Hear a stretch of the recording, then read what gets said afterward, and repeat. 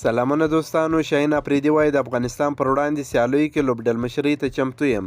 د پاکستان کرکټ ملي لوبډلې تیز توپ اچوونکی شاهین افریدي د دغه لوبډلې د لوبډلمشرۍ لپاره د پی سی بي غوښتنې ته مثبت اشاره ورکړې ده او په ډیر احتمال سره هغه به د افغانستان خلاف لوبډلمشرۍ وکړي. پاکستاني رسنۍ د خپلو سرچینو په راپور وایي شاهین افریدي د پاکستان کرکټ بورډ له مشر نجم سیټي سره اړیکه نیولې ده او د افغانستان پر وړاندې د شل اوريزو سیالیو لوبډلمشرۍ ته چمتو دی.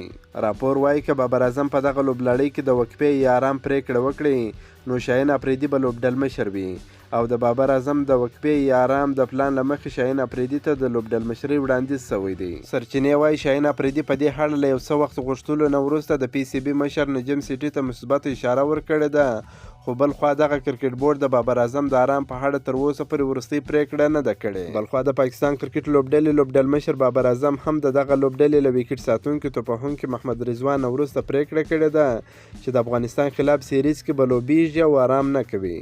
د پاکستاني سماعت تلویزیون د سرچینو له مخې بابر اعظم او محمد رضوان د پاکستان کرکټ بورډ هغه وړاندیز رد کړی دی چې د افغانستان پر وړاندې سیریز کې دوی نه لوبیږي بلکې آرام او استراحت دې وکړي. بابر اعظم ویل چې دوی د پاکستان سوپر لیګ کې غوره کارکردګي ترسره کوي او آرام ته اړتیا نه لري.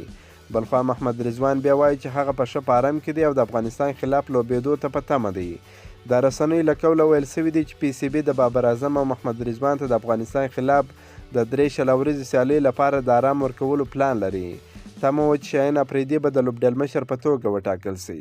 بابر اعظم وویل که دوی د افغانستان خلاف ونه لوبیږي نو دا به په لوبډلې منفي اغیزه وکړي. د معلوماتو له مخې د پاکستان لوبډلې د غوراوي کمیټه به سبا په لاهور کې د افغانستان پر وړاندې د شل اوريزو سیالیو لپاره خپل سکواډ اعلان کړي.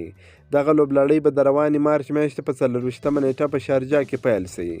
که مو دا ویډیو خوښه شوې در سره لایک کړئ، د خپلو ملګرو سره هم شیر کړئ. د نور تازه معلوماتو لپاره هم زموږ سره اوسئ. تر بلې ویډیو پر د الله په امان.